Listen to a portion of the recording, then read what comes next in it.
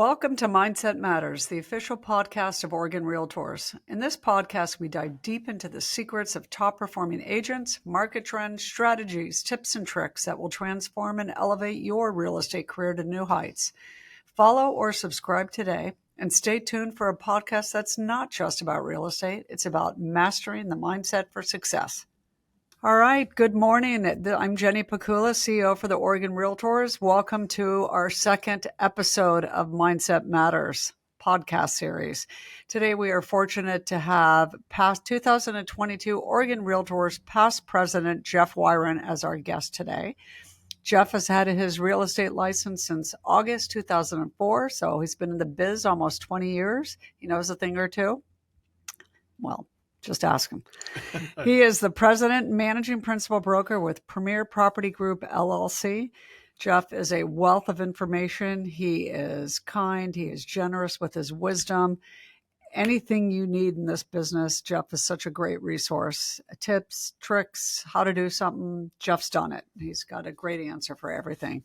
So, Jeff, welcome to the podcast today. Thanks, Jenny. It's great to be here. Thanks for the nice intro. I appreciate it. Good to see you. Happy holidays. Yes, we're going to talk about a couple things today, given all of the external noise in the industry, both with the association and just the industry in general. I think it's really important now more than ever that agents stay focused and really get serious about their business.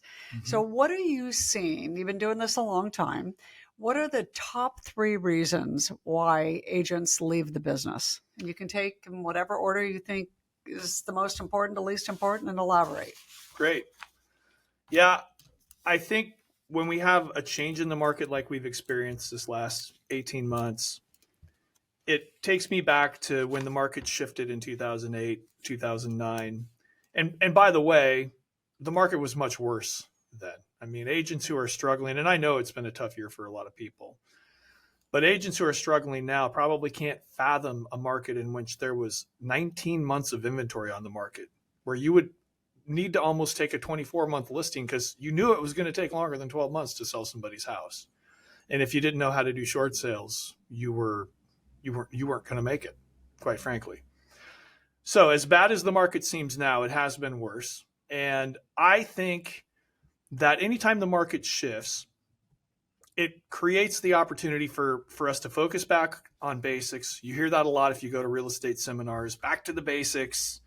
And when a market is too quick, when things seem a little bit too easy and everybody's flooding the gate to get their real estate license, habits tend to go negative, right? You tend to not do the things that you know you need to do to succeed in this business.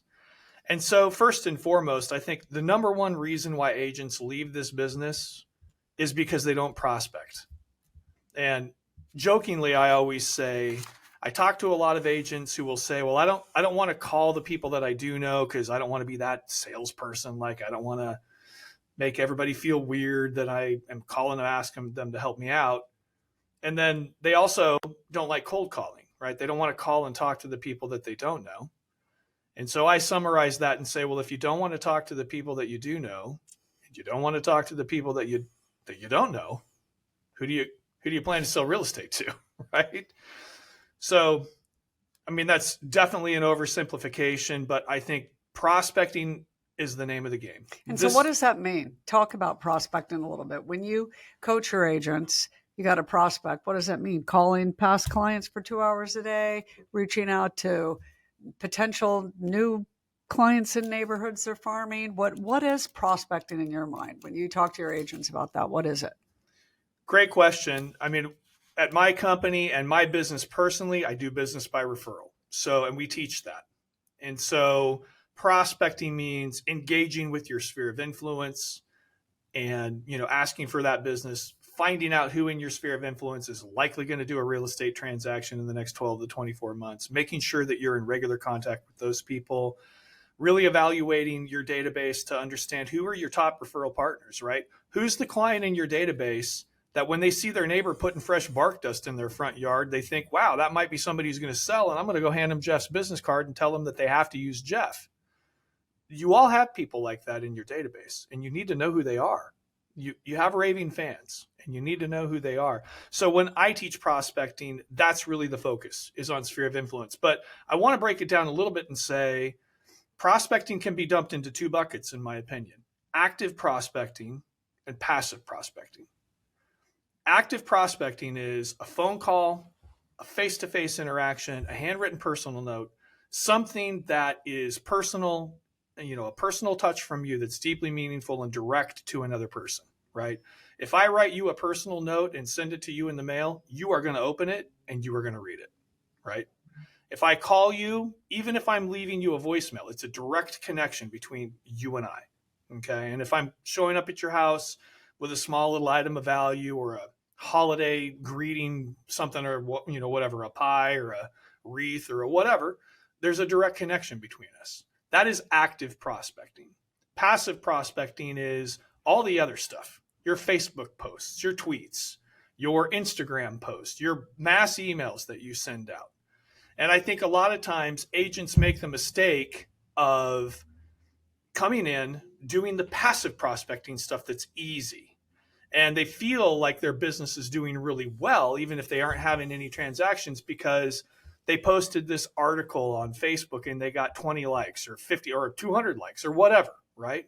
But did you actually speak to anybody or make a personal connection with anyone? Even if in the chat after that article that you posted, you're connecting, that's better. But I still consider that passive prospecting. And do you think when markets are good, agents can get business from passive prospecting? So they think, yes, that's been effective, but that's not going to work in all kinds of markets. You got to be prepared and well-versed in all types of prospecting. Yeah, I would say it's a sliding scale of perspective. I mean, an agent who is quote unquote succeeding through passive marketing efforts, imagine how much more success they could have if they also made a personal connection with, at least 5 people a day, right? And listen, I've been teaching business planning for most of my career. I started a business planning class that I wrote in 2008. The market crashed in early 2008. I had just started managing an office in 2007. I cannot tell you how many agents I had walking into my office in 2008 and saying, my house is getting foreclosed on, my Lincoln Navigator is getting repossessed, and I have an $80,000 tax liability and I have no money to pay it. And I pull up their production and I'm like, you made $500,000 last year. Where did it all go? What did you do with it? And how could you not have a plan for that money? And how could you not know that you're going to make that much this year, even in a difficult market? Because the reality is this: even in the market that we're in now, where transaction counts, depending upon where you are in the state, are down 18 to 25%, there are some agents having the best year of their careers. Yeah. And it's because those are the agents who have figured out that the number one thing they should be doing every day is actively prospecting.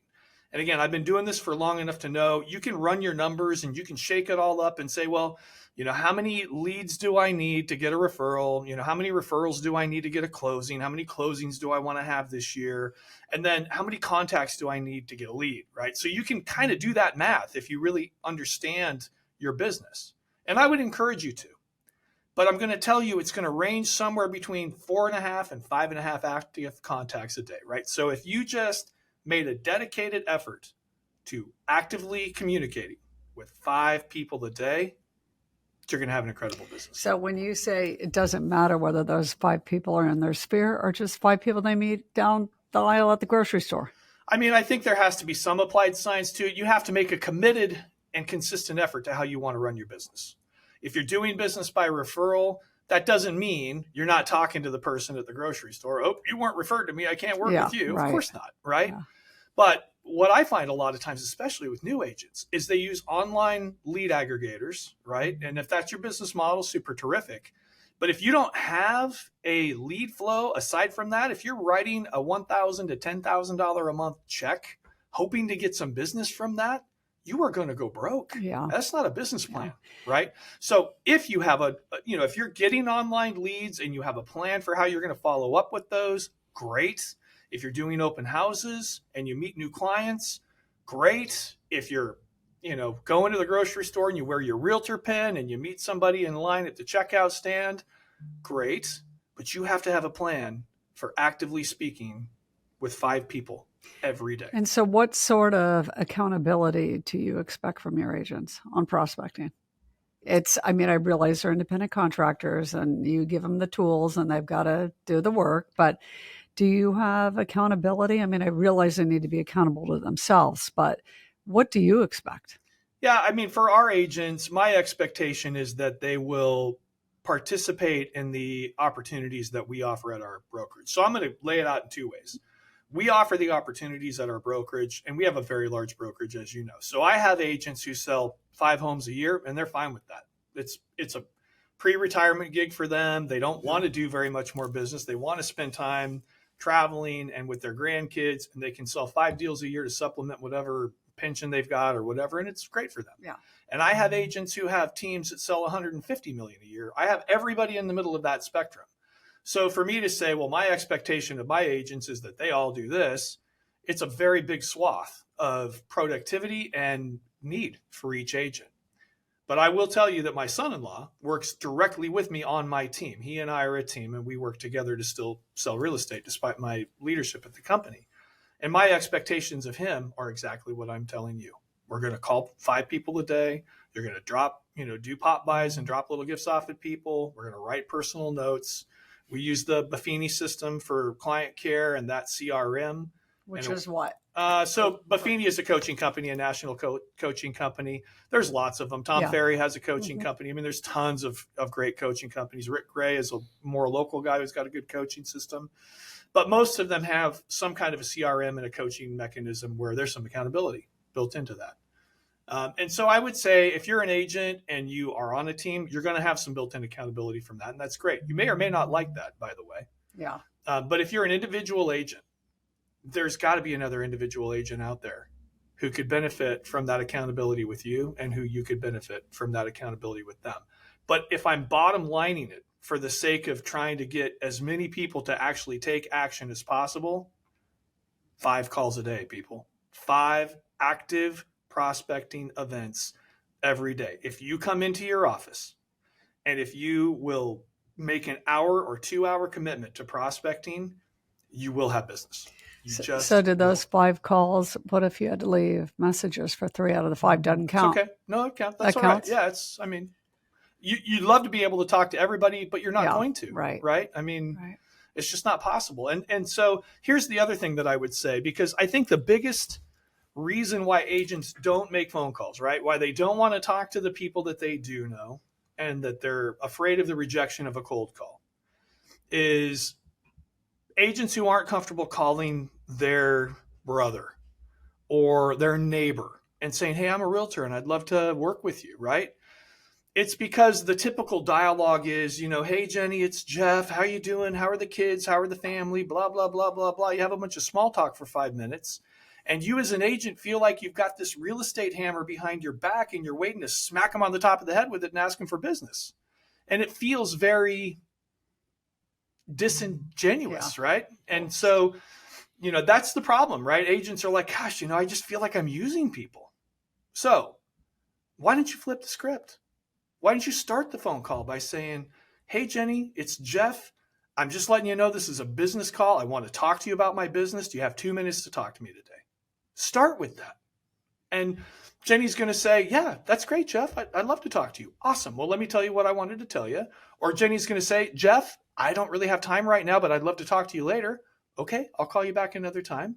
Or Jenny's going to say, what's your name again and why are you calling me? Now, leave me alone. Okay, fine. Great. We don't know each other that well. You have your own realtor. You don't want to work with me. But guess what? I know where you stack up for me, and I know whether I should continue investing time and money to market to you or whether I should not, right? So you're very practical on the business side, but on that approach, do you think that agents will think, well, that's even worse because they feel, I can't do that because the rejection. Why don't agents do it that way? I think agents don't do it because they don't want to feel icky. They don't want to have the people that they know and love feel like they're using them. Yeah. And so honestly, try it. Try flipping the script. Try calling your brother or your neighbor and saying, hey, this is a business call and I've got 2 minutes of content that I'd love to talk to you about. Even if you're not going to buy or sell this year, it's relevant information that I think would help you. Do you have time to talk to me today? It's a business call, right? And if they say yes, guess what else is going to happen? When you're done talking about the business call, you're still going to ask them how their wife is and how their kids are and all the other things. You're still going to have that very genuine interaction with them. It'll just come at the end of the call instead of at the start of the call. And then you're not going to be in that situation where you have somebody you haven't talked to for a year. And yeah, you sold them a house a couple of years ago, but you're chit-chatting them up for 5 minutes and then you're asking them for business. And you feel like that is very disingenuous. They might too, right? They might think, oh, okay, now I know why. Yeah, I know why you're calling me now, Jeff. I don't think very many of them actually do think that, but that's what you think they're thinking. Right. So switch it up. So do you provide an item of value to them when you call? Yeah. Hey, you want to know what's happening in your neighborhood? Absolutely. They love that. Yeah. Every home seller or potential buyer. Yeah, absolutely. And so that, that gives you whatever type of system you use, right? If you're sending out an item of value every month, whether it's a postcard or a letter or a piece of information, or whether you're doing a podcast or whether you are sending out an email that has market information or whatever, you should have a consistent prospecting mechanism that on a monthly basis communicates that you are competent in the real estate business and that you care about the person that you're communicating with. Those two things, competence and care. You have to communicate those two things on a consistent basis to the people that you want to work with.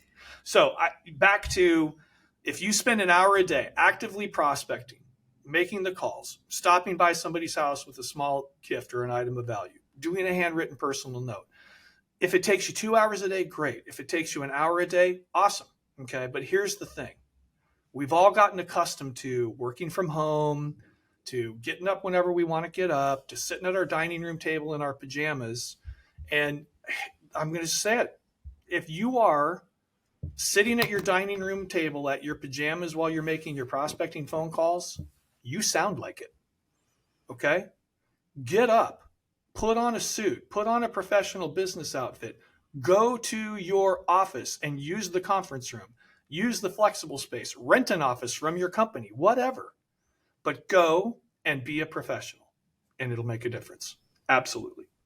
So, number 2 reason that agents leave the business is lack of financial management. Okay? I've illustrated this a little bit earlier with the challenge in the market in 2008. You have to have a financial plan. Okay? And the financial plan starts at home. It starts with a home budget. Okay, if you don't have a home budget and you don't know how much it takes you to pay your mortgage, eat, pay for your kids' tuition at whatever school and all of the things, the necessities of life. If you don't know how much that costs you, then you're dangling in the breeze, quite frankly. I mean, you've got to have a better system than that for your personal life. But let's say you put together a home budget and $5,000 a month is the nut that I have to crack, right? I need $5,000 a month to pay the mortgage, do this, do that, buy groceries, all other things. Well, then you can set up and structure your accounts so that when you get your commission checks, and by the way, a commission check is not a paycheck, right? A commission check is revenue and revenue is not profit, right? What's the intermediary between revenue and profit? Expenses, right? We all have expenses in this business. So if you're spending your commissions as if it's a paycheck, it's not. You're not running a business. Your commission is your revenue. And your net profit happens after you pay for everything that you have to pay for to be in this business and to provide the service that you're trying to provide to your clients. So if you have a home budget and $5,000 a month is the nut that I have to crack, and I get $10,000 commission check. Okay. And from that $10,000 commission check, I know I have to put $3,000 into an account for taxes because I'm going to pay 30%. That's my equivalized tax rate or whatever. And I know that out of every transaction, I'm budgeting $1,500 for expenses relative to that transaction. So out of that $10,000, $4,500 goes in a little hole over here, right, for expenses. And then $5,500 goes into a reserve account for my business. And at the start of the month, every month, I write myself a check out of that reserve account to satisfy my $5,000 a month home budget.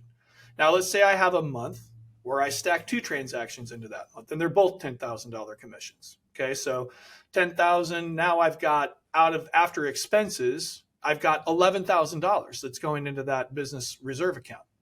Next month, I'm writing a $5,000 check for my home budget. So I have $6,000 now sitting there in my business reserve account. And at the end of the year, I can take the accumulated effort of that reserve account, take all of that extra money and go make a down payment on an investment property, or make a significant deposit into a retirement account and reduce my tax liability, whatever it is. But if you don't have that financial management, if you don't have a system, then you're just going to spend your commission check as if it's a paycheck. And that's how you're going to end up in a situation where you got an $80,000 tax liability and you don't have any money to pay it. Yeah. You should never be in that situation, because you're putting money away as you earn it to pay for those things that you know are coming. And then you've covered yourself in the lean months. Right. Yeah. Exactly. So do you, practically speaking, for you personally, how do you do it on paper, your profit, basically, yeah. P&L. Do you have separate accounts you set up? Yes. Where you make your transfers? So there's... Yeah. So I have a business checking account, a business savings account, and a business reserve account. And when I get a commission check, the money flows exactly as I just described. If I get a $10,000 commission check, I know I'm putting 30 cents out of every dollar that I make away for taxes. I just know that that's my number. I've been doing this long enough. I have a great accountant. You should all figure out what that number is for you. But for me, it's 30%. So if I get a $10,000 commission check, $3,000 is going into that savings account for my quarterly taxes. I budget depending upon what kind of a transaction type it was. If it was a listing or a buy or sell, I budget a little bit differently for each. But I take the money that I know I'm going to, on average, spend for that transaction type out of an expense line and put that in that savings account too. So simple math, if it's a $10,000 commission, $3,000 in savings for taxes, $1,500 in expenses for a listing, that's $4,500 out of that $10,000 going into my savings account. The remaining $5,500 goes into my reserve account. And at the start of the next month, I make a line deposit. I move the money that I need to from my reserve account to my personal checking account. And from there, we have long-term savings plans for our kids, college tuition, and whatever else. So from that account, from my personal checking account, out of that 5,000 or whatever that number is where I filter all of the money to go for my retirement account, for college tuition savings, for mortgage, for groceries, for gas, whatever else it is. So in all the years you've been doing this and the number of agents you've managed, really, who's doing this? What percentage of your agents? Very low percentage, but I think as a company, I think we have a lot of agents that are doing it, because we teach this every year. And I am very passionate about this, because I think it's horrible to have a successful real estate career and be broke. That's a tragedy. It is truly a tragedy. And I have lived through it, through the lives of other people that I've managed. And so to the degree that I can, as passionately as I can, let people know this is not rocket science. This is basic accounting principles. But here's the other secret. If you have a budget, you have to stick with it, right? If you have a home budget, you have to live within that budget. And I'm going to get into the weeds a little bit, if you'll allow me a little bit of latitude to do that. I do this with my kids, right? I have a 24-year-old son who's saving for a down payment on a house. He's going to buy his house with more than 20% down payment at the age of 25, because he's been doing what I've been telling him to do financially. Save your money, have a budget. And part of that budget is, you and I both know that if you don't budget for a little bit of fun, you're going to have it anyway, right? If you don't budget for a night out with some friends to go have a glass of wine and some appetizers and maybe go sing some karaoke or whatever you like to do, you're going to do it anyway. And if you haven't put it into your budget, where's the money coming from? For most of us, you're going to put it on a credit card that's going to grow in its balance, and you're going to make the minimum monthly payments. And now, instead of having a positive balance because you've been smart financially, you have a $20,000 credit card liability that you can't pay. Well, that's no good. But if you budget, right? If you were to say, out of a $5,000 monthly budget, I'm going to take 5% of that. I'm going to take $250 and say, that is my mad money, right? That's my go drinking with my friends on a Friday night money. That's my go to a movie with my girlfriend on a Sunday, whatever money. Okay. And guess what? When that $250 is gone and one of your buddies calls you and says, hey, can I go out drink? You want to go out drinking tonight? Guess what your answer is? No. Oh, so they No, have I to can't. be disciplined. Yeah. No, I can't because I've already spent my entertainment money this month. I'm saving for a down payment on a house or I'm whatever. And so it's going to have to wait till next month, right? You want to come over and play some cards or something and cool, right? But we're not going out and spending a bunch of money. We're just, we can go have some fun, but I've already spent my monthly budget for entertainment and I'm sticking to my budget. My son does that. My kids do that. And, they're able to buy houses at ages where a lot of people are like, oh, I'll never be a homeowner. No, Yeah. You just have to be disciplined. Right. Okay. So you have to stick with that budget. And the other aspect of the financial management is I think a lot of agents that work in real estate just think it's very intangible to project their income, to anticipate their expenses, because real estate is so ebb and flow, right? It's a commission-based business. You don't have a monthly salary. You just heard me illustrate how to set yourself up with a monthly salary, though, right? Your family shouldn't suffer just because you're having a bad month in real estate. You should be planning ahead enough to know, no problem, I've got reserves to cover, my family's needs for the next month. But having the foresight to sit down with your database list, to look at your past production and evaluate who's going to likely buy or sell real estate this year, who's going to refer me this year, right? Where are those transactions going to come from?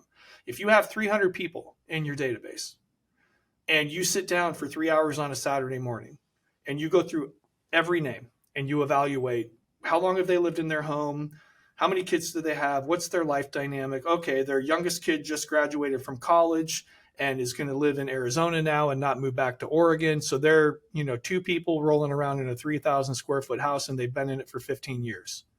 Well, that sounds like a hot freaking prospect to me who's probably going to sell a house next year. And if you have done that evaluation and you're calling them, you're going to get that business.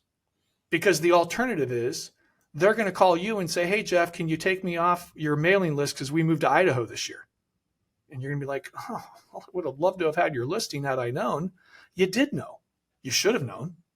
But you didn't do the research to figure that out, right? So look through your database, look at your past production, project what you think your income is going to be, and look at what you think those expenses are going to be, right? If you know every time I list a property, I spend $2,000 on marketing or $1,500 on marketing or whatever, and I'm going to sell 30 homes this year and 20 of them are going to be listings.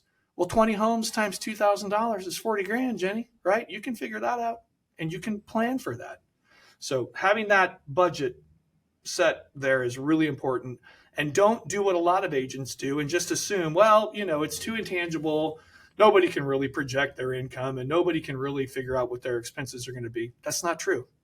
The agents who are going to last in this business are doing exactly what I just said. They are figuring consistently. it out. Yeah. And if they're off by 5 or 10%, okie doke. Yeah. They still had a great year. Mm-hmm. But it wasn't just, I don't know, I just do my business as people call me. Well, that's a mistake, right? Yeah. And I think that, and you can comment on this, as agents sometimes can see success very quickly financially, like some athletes in other professions, and they spend quickly and they don't do exactly what you're saying. So your method is applicable regardless of whether your GCI is 10,000, 50,000, 300,000, 2 million. You got to go through the same financial. 100%. You're illustrating what I call the big money stigma, right? You have a great month in July, which is historically an awesome month for closings, right? Maybe you close 5 deals and you make $75,000 in gross commission income or whatever it is. Well, that's awesome. You want to know what a lot of agents do when they have a month like that? They go buy a Mercedes. Yeah. Okay. So, but what if you did what I just said and you're like, wow, that 75,000 in gross commission income is awesome, but that only translated into 30,000 in my reserve account because 45,000 of it went to taxes and expenses and all these other things or whatever. So instead of looking at, and you asked the question about setting up the accounts, and I get this question a lot when I teach my business planning class, do I really need to set up all of these 3 accounts? Can I just have a checking account and just know that I'm going to take money here and there? Okay, well, you can do that. But if you look at your checking account and there's a $75,000 balance, you think you have a ton of freaking money. Mm-hmm. But if you look at your checking account and there's $500 in it, and then your savings account that you know is going to pay your quarterly taxes and your Visa bill when it comes due at the end of the month has $30,000 in it, well, you know that money's earmarked. That's not your money. The IRS already owns that money. You just haven't given it to them yet, right? And then you have your reserve account that you know you're satisfying your home budget with, and you're looking at it going, well, I got 4 months of reserves. I'm not messing with that. I need to keep that there to protect my family. That's the difference, right? That's why it's important to have the money flow in that way. So it's not just sitting there like one big pot of gold that you can go tap for your whatever. So it's get realistic, people. Get Right. realistic, because it does. It kills you. You look at that 75,000. I've got so much money, but no, you really don't. It's You really really just it's really just a matter of discipline. Yeah. And I think for a lot of people, when you say to them discipline, they think of constraint. They think of, wow, you're telling me I have to do stuff. To be disciplined means I have to get up at 6 o'clock and go work out every morning. I have to put money in these accounts. I have to do this. I have to do that. So I think people usually associate discipline with constraint, but the opposite is true. Discipline equals freedom. If you are financially disciplined while you're earning money, you will have money later in your life. You will have financial freedom at some point, right? If you are disciplined now with your time, you will have good principled time management skills that will help you have more time at key moments in your life when you really want the time or need the time. If you're disciplined now with your health, you'll have the freedom of good health when you're older.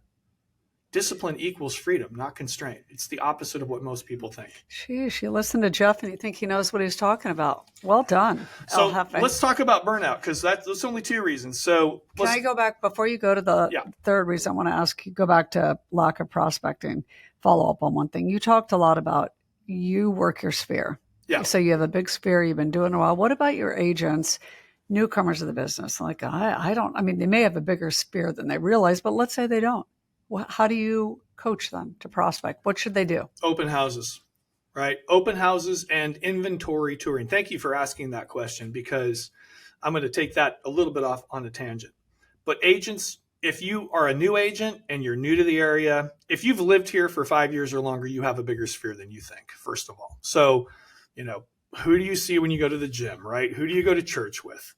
Do you have kids who are in school? Who are their parents? Who are you friends with, right? Do you have family in the area? You're going to come up with a list of, 50 to 150 people. That's your sphere of influence. Now, you're going to be communicating with them to determine whether or not they want to use you as a realtor, but they are your sphere of influence, okay? And over time, you'll build past clients and everything else, right? That's your sphere of influence. But for new agents, and I would say even for experienced agents, for every agent, inventory touring should be a part of your everyday routine. If you don't know the product that you are selling, then you are not going to be a very effective salesperson. If you go to a car lot and you go into the front door and you ask to see a car, or you're wanting to talk to a salesperson about the cars on their lot, and their only knowledge of the inventory that they have on their lot is what they can see on a computer screen from their desk in their office, are you going to work with that salesperson? Right?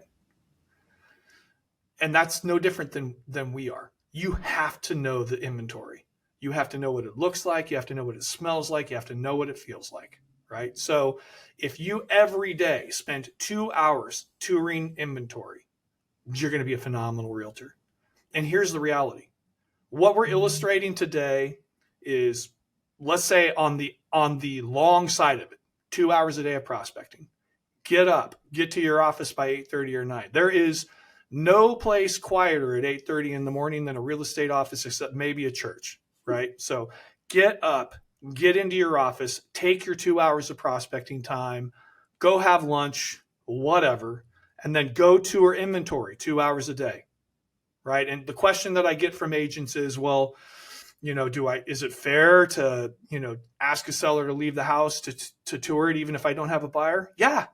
Yeah. In this market, they want you to see their home. And just because you don't have a buyer right now doesn't mean you won't meet somebody at an open house that weekend that would be a buyer for them. most of the showing requests are done electronically anymore. No one even asks if you have an actual buyer. You just go onto Align Showings and say, hey, I want to show the house on Tuesday at 3, and the agent responds back and says, go for it. So who cares if it's vacant or if there's a homeowner that needs to be, prepping the home to have you come tour it? They're happy to have you come tour it. And if you're out there touring inventory, then you know it. And I can't bottom line it any more than to say, if you are actively touring the inventory, either alone or with a client, then you are a participant in the market. If all you're doing is looking at pictures online, then you're a spectator to the market. That's the bottom line. You don't know anything more about that property than your client can find out on any website they want to look at.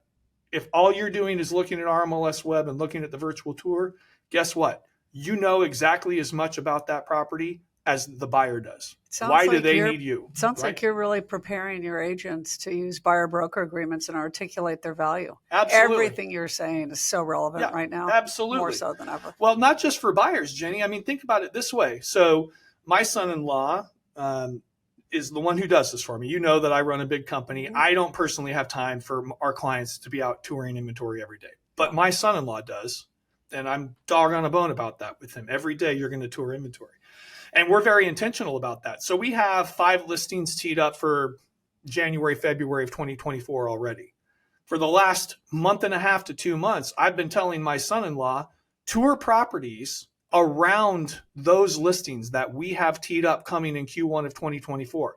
Because when we update our market analysis in 2024, before we put those properties on the market, the 5 comparable homes that we're going to be telling our sellers are comparable to their property, it's not going to be we're telling them that they're comparable because they look the same online. It's going to be because you've been in every one of those properties. You know the inventory. Folks, you got to know the inventory. So you prospect for 2 hours a day. You tour for 2 hours a day. That's 4 hours. And if you're an active agent and you've got a couple of transactions in the pipeline, maybe you'll spend another hour to 2 hours a day dealing with repair negotiations and blah, blah, blah, and whatever else, right? That's 6 hours a day, guys. If you dedicated that time, you'd be one of the best agents in the state in 6 hours a day. See how easy it is? Yeah. Discipline, back to discipline, just do it. Absolutely. All right, well, thank you. Talk about your Burnout. last point. Yeah, so this is where we're going to talk about the buyer representation agreement very specifically, because you're right, we are training that. I know it as association, we're teaching that. Yeah. And I know that we're actively seeking to lobby to have buyer agency become mandatory in the state of Oregon. If you're going to represent somebody, you have to have a written contract. And we're seeking that. And I think that that's a positive change for our industry. But let me illustrate it. Whether you think that's a great idea or not, let me illustrate it from a very practical standpoint, from a safety standpoint and the burnout standpoint. When you're working with a client, you are going to give them your A+ time, right? If you've been selling real estate for any length of time, you have probably written an offer on Thanksgiving Day. You have probably negotiated a repair addendum on New Year's Eve when everybody else is out, drinking and having fun. And you have shown property at 7 o'clock at night and at 10 o'clock on a Saturday morning, right? You have done those things. We are available pretty much, 24/7 for our clients. Now, you can put some parameters around that, of course. Everybody has to have a personal life. And by the way, your clients will respect that if you instruct them that way, they will. But you're going to be available at A+ time. Why would you give somebody that A+ time? Right? Why would you make a commitment to say, Jenny, you're my buyer, so when you want to write an offer at 10 o'clock on Tuesday night, I'm going to do it, right? If you call me on Thanksgiving Day and want to go see a house and we can get the seller to agree to it, I'm going to do it, right? And if I have to miss my kid's soccer game on Saturday morning because we're in the throes of a deep repair negotiation that's going to go sideways, I'm going to do it. I'm going to give you that A+ time. Why would I do that if you aren't willing to make a commitment in writing to me to make sure that I get paid? Right? I mean, that's just flat ridiculous. Okay. Good business. Good all right. business. Now, here's the other side of it, and talking about it from a safety standpoint.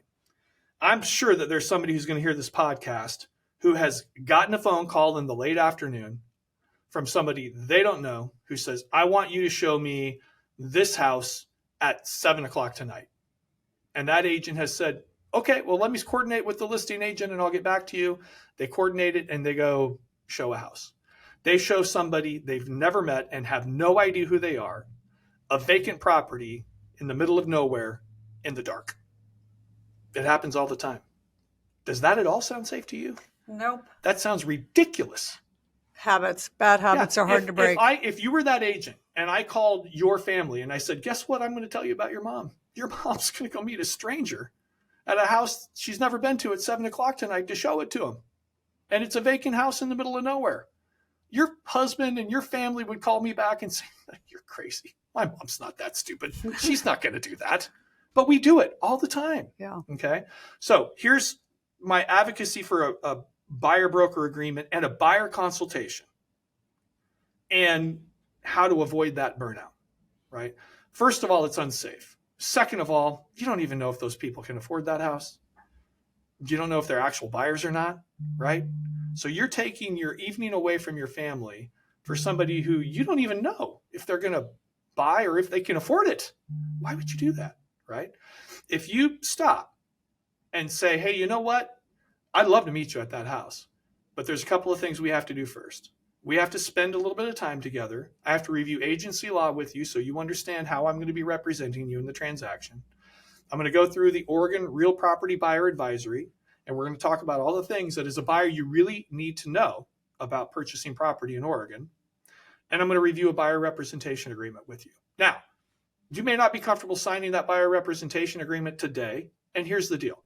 If we can go through all of the other stuff together and meet before I show you this property and you can verify that you're pre-approved and all of the things, I'm going to show you the house, even if you don't want to sign that contract today. I'm happy to show it to you, right? But at some point, if we're going to work together, I will work with you by a written agreement because I'm going to give you my A+ time, okay? But we're going to have to meet, and it's going to take us about 45 minutes to an hour to go through some stuff, and I'm available. We can do that at 3:00, and then I'd be happy to show you that property tonight at 7. And we can meet at my office. We can meet at Starbucks, but guess what? There's this amazing technological tool called Zoom. If you're not available to meet me at the local Starbucks or at my office, I'll send you a Zoom link. I want you to turn your camera on so I can see you, and you can see me, but I'm happy to do it electronically, right? So those tools exist. And if you have a buyer who's not willing to do that and who isn't willing to get pre-approved or verify that they can afford to purchase the home, they're not a buyer. And if they resist too much, then there's something else that should put the red flags going up in the back of your mind, right? It's unsafe. And that is the way that you're going to get burnt out. You're going to get burnt out showing non-buyers homes they're never going to write offers on. The tire kickers. That's how might you're not going to even get be burnt a out. tire kicker level. Yeah. So That's that buyer consultation, use the Oregon Real Property Buyer Advisory. And this is not a sales pitch for Oregon Realtors Forms. That document existed long before we created Oregon Realtors Forms. I don't care which forms library you're working with. Doesn't matter to me. Use the Oregon Real Property Buyer Advisory. Use the Oregon Real Property Seller Advisory. You just have to use those documents. Yeah. I sat with an agent a couple of weeks ago who had invested thousands of dollars in beautiful marketing pieces, slick, wonderful. I'm an awesome agent. Here's how much I've sold. I'm great, blah, blah, blah, blah, blah. Struggling in the market that we're in, saying, what can I fix on my marketing? I'm like, honestly, I don't think buyers are looking at this crap at all. I mean, not to say it's crap. He spent a lot of money on it. It's really good stuff, but they're not looking at it, right? They don't care that you think you're Superman. They just want to know how you can help them. If you took your glossy presentation folder and put the 3-page Oregon Real Estate Agency Disclosure Pamphlet and the 23-page Oregon Property Buyer Advisory, and you spent 45 minutes with that buyer reviewing those documents, they would leave that meeting thinking, that guy's a pro, and now I know why I need an agent. Holy cow, I had no idea it was this complicated to buy real estate. Mm-hmm. Right? Yeah. So set up the buyer consultation before you meet with a client. It's the safest way for you to do business, and it's the way that you won't get burnout. So what are you seeing? Why is there, and maybe it's not as extreme as I think, but why is there so much resistance from agents to use the buyer broker agreement? Because it's just haven't had to. They've gotten complacent and used to. Well, I think there is complacency there, but I also think that they feel like it's hard to sell it. from a couple of standpoints, right? If we're competing for that buyer's business and you say, well, don't worry about it. You don't have to sign a buyer service agreement. I don't care. That's fine. Jeff might want that, but I don't really need that. We can just work with each other. You're competing against that, right? And I think that is probably the number one objection that I hear is, well, no one else is using it. So when I meet with a buyer and they're like, well, why are you asking me to sign this buyer service agreement? I've never seen that before. I've bought 4 homes. No one's ever asked me to sign a document like that. And the 3 other agents I'm talking to aren't asking me to sign it. So why are you? And, I think that's a fair objection and a legitimate question. And the answer is because I'm a professional. Right? So if you want what I'm going to give you, I know I'm worth a certain fee. I know I'm worth a written contract and us to have clear expectations about what I am going to do for you and what I can't do for you and what I'm going to need you to do for me, because it's a two-way street when you're representing a buyer. And so that's the answer. Why hasn't anybody else asked me to sign a written contract? I don't know. But I know that I'm not willing to work with you without one. So I have no idea why they're crazy. So one of the advantages to legislatively mandating this, it will level the playing field. So yeah, you can say, I've no one's asked me to sign this before. Well, they're going to. Yeah. Well, and now articulate your value. And I think that we have to be really clear about that, right? So what we are asking in that is that if you as an agent, if a buyer wants a realtor to be their buyer's agent, and if you as an agent want to represent a buyer, then there has to be a written contract for that representation. That's really the summary of what we're promoting and what I think we're trying to get put into legislation. Yeah. But commissions are completely negotiable. There is no standard fee. You can sign a buyer service agreement with a zero compensation to you. You absolutely have the freedom to do that if your broker allows you to, right? So we're not advocating that buyers have to pay for representation or anything like that. But we are saying if you want to have an agent represent you, then that has to be done by a written contract. Which makes perfect sense. So I do think to a certain degree that will level the playing field, but I don't think we need to level the playing field for agents to be able to start doing it. Agreed. I started using a buyer service agreement years ago. Yeah. And by the way, no one ever says no. Yeah. And I don't have people asking me the questions that I hear agents say they're asking.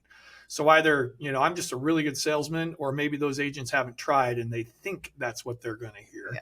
But I think the latter is probably. And you have clearly had some practice, and it's part of your business routine, so it becomes second nature in your presentation, which is where you want all the other agents. And here's the other thing: taking this back to financial management.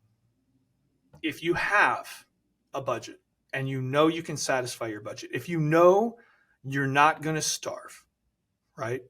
If you know that your family's home is protected and that you have food, and that you have the necessities of life, right? And you have money in the bank. And if a buyer says to you, I don't want to sign a contract to work with you, guess what? I can say, oh, cool, no problem. Go somewhere else then, right? But if you have not managed your finances, if you are desperate, you'll take whatever you can get. Yeah. Right? And that's a horrible way to run your business. Sure is. Yeah. And everyone can smell desperateness. Yeah. Who wants to work with that? Yep. Okay. And it doesn't take much for financial management, right? Even if you say, wow, I'm going to start this. This is great. I'm going to start this with my next couple of deals. After a couple of deals, you're going to have thousands of dollars, maybe not tens of thousands right away, but you're going to have thousands of dollars sitting in a reserve account. And that's going to make you that much more confident and that much more determined to negotiate for what you're worth. And to negotiate that contract and not be afraid of that, right? You're afraid that if you don't work with this client, you're not going to have a commission check, and you've already had 3 months where you haven't had one, and you don't have any money, and you're late on your mortgage, and all of the negative things that come with that. So, hey, cool, whatever. Let's just go look at the house. Fine. I hope you write an offer on it. No, it's a terrible way to run your business. Yeah. It's a terrible way to live. And listen, this is not a judgment situation. I've done both. I've been an agent for 19 years. I've lived it both ways. So this is a personal experience story, right? And I'm just telling you, the way that I'm illustrating is much more peaceful. And it just makes sense. If you want to be successful in the business, regardless of what success looks for you, like for you personally, whether it's 2 houses a year, 5 houses, 500, it still measures success. Right. Managing. Okay, we only have a few more minutes left. So can we touch on business plans? I know you talked about Yeah. financial management, 3 reasons agents leave the business. What is your position on business plans, and how do you coach your agents to develop them? Great question. I think every agent should have an annual business plan. And I've been to business planning classes, and listen, we've been to strat planning things through all of that. And strat plan is a little bit different than a business plan, but I think a lot of agents have the perception that a business plan is this big hoity-toity thing that's in a 3-ring binder with multiple tabs, and that's going to get set on a shelf and collect dust. You're never going to look at it, and that's not a business plan. A business plan should be very simple, very practical, right? You should lay out, what did I do for the last 3 to 4 years in my business? And if you're a new agent, you should do what I just illustrated earlier in this podcast. Go through your sphere of influence and evaluate very seriously. Who are the people? How well do you know these people? And who is most likely to buy and sell a house, or has somebody close to them that they would refer you to? And if you need help, there's title officers that would be more than happy to pull data on your client base and tell you how long everybody's been in their home. There's tons of resources for you as an agent out there, and tons of industry partners who would love to help you, right? So take advantage of those. But if you do that production analysis and you figure out how many transactions you think are likely, right? If you're looking at your database, you're looking at your past production, and you say, well, I know every year, last 3 years, I can see I did 15 deals, 14 deals, and 17 deals. I really want to get 20 deals this year. And I've looked through my database. I can see that I have easily 10 people who I'm pretty confident are going to buy and sell real estate. And so now I have at least half of that, kind of in my potential, opportunity list. So I'm going to have to work hard to get the other 10, but it's possible. Lay that out there. What does that look like? What does the money look like, right? Of those 10 that exist, are they $300,000 homes? Are they $1.5 million homes? And then evaluate. Well, I know this one's going to be a $500,000 listing. Great. That means you're going to spend roughly this much money marketing that listing. And I know this one's going to be a $3 million villa. Okay, well, I'm going to spend a lot more to market that, so I have to budget for that, right? So you can lay out your production, you can lay out your projected expenses. That's the basics of your financial plan. And then you take a calendar, break it down by quarter, and say, what am I going to do, right? I listened to Jenny and Jeff's podcast. I know I'm going to call 5 people a day. Okay, got it.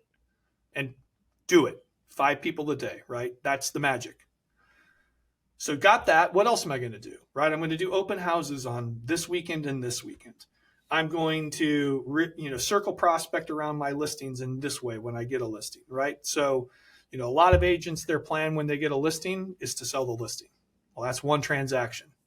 But what if your plan was to sell the listing, get another listing in the neighborhood, and pick up 2 buyers? Well, now that's 4 transactions out of that one listing. That's a better plan. And there's ways you can do that, okay? We don't have time today to go into all of that depth, but there's resources for that, okay? So lay out that plan. What does that really look like, and what activities will you do month by month? If you're going to call 5 people a month, in January, what are you going to say to them? In February, what are you going to say to them? If you're going to send an item of value, whether it's snail mail or whether it's an email or a podcast or whatever, what's the content going to be? Pre-plan it. You should be doing that right now. Right now, you should know every month in 2024 what you're going to be sending to your sphere of influence, what marketing pieces you're going to deliver, when they're going to land. You can go through CoreFact and pre-plan every postcard for 2024 so that it automatically goes. Has your credit card in it. You don't even have to do anything. The 1st of February, bam, that postcard goes out. You set that up now. There's tons of tools and resources for agents to be able to automate their marketing. Plan it ahead of time and automate it. And if you know why you're calling somebody, it makes it easier to make the phone call, right? If you know that in January, you're calling and delivering settlement statements to all your past clients, great. Well, you did 20 deals last year. That's 20 calls. Hey, I'm calling because I'm going to deliver your settlement statement so you can maximize your deductions and write off all your points and all of that stuff. I don't want to put it on your front door and I don't want to mail it to you. When are you going to be home so I can deliver it to you? Gosh, sounds like we need to do another podcast with you as our guest and go through your business plan, and you can show our tell our listeners what you do every month, how you plan yours. Well, and so that point that I made, the objection I've heard when I've taught this is, well, that's great, Jeff. Well, that's 20 phone calls, but I got to make 5 a day. What am I going to say to all of the other 130 people that weren't my clients last year? Same thing. Hey, guess what I'm doing this month, Jenny? Part of the service that I provide to my clients is I hand deliver a settlement statement to them so that they can go through that either on TurboTax or with their accountant, maximize their deductions for their home purchase. That's one of the services I provide. Do you know anybody who'd like that level of service? Right? Same phone call, just different context. Easy. Yeah. So it sounds like there is no substitute for hard work, right? I mean, you got to work. It's That's a career. great quote. I like it. Yeah. You want to be successful in this biz and not be a hobbyist. You got to work. Yeah. I don't know how much more time we have, but to hit that point, because hard work is subjective. So hard work, what we just laid out in this podcast, is maybe 6 hours a day worth of work. Consistent work. Yeah. Okay. Let's change it. So, all right. Let's change out the word. So no, hard work is fine. But let's put the context of that. I got into real estate after working my way through college at UPS, and then I worked at Coca-Cola. And I had a great sales job and a great sales career at Coca-Cola. But one of the things I respected about that was it didn't matter if you were a merchandiser or the sales manager of the largest facility in the country. If you walked into a store and the shelf was empty, you tucked in your tie and took off your suit jacket and went and found a pallet jack and filled the shelf. I mean, it was very regular that I would have a 12 to 14 hour day and come home with my, arms black all the way up to my elbows from throwing product around all day. That's hard work. To most people, when we visualize hard work, we think blue collar, industrial, hard work. Mm-hmm. But let me tell you what hard work looks like in the real estate industry. Hard work looks like getting to your office at 8 o'clock every morning, spending 2 hours until 10 prospecting, taking a little bit of time to relax, taking a lunch, going and touring inventory for 2 hours a day, dealing with the repair issue, right? Feeling the stress of the possible loss of a transaction, writing an offer for a buyer, and then getting a call from a buyer just as you're headed home for dinner saying, hey, this property just came up and I'd like to see it tonight. You call the listing agent. There's 5 offers on the table. They're presenting and they want offers due by 8 a.m. the next morning. So you go home, you have a quick bite to eat with your family, you get back in your car, you go show that house and you write an offer until 10 o'clock at night. You are physically and emotionally exhausted because you just put in the equivalent, even though it wasn't working in a salt mine for 14 hours, right? There was a lot of flex time throughout the day, but you were on the clock for 14 hours that day. That's what hard work looks like in this business. And for some people, 6 hours is super hard work. Yeah. I mean, it's all mindset matters. It's all about your mindset and what you want out of your career. So we are out of time. Okay. Jeff, thank you so much as always. The information you provide is so useful and so valuable. And it's no secret why you're so successful and the agents you coach are successful. We look forward to having you back as a guest on Mindset Matters podcast. Awesome. My pleasure. You, Jeff. Happy to be here. Thank you, Jenny.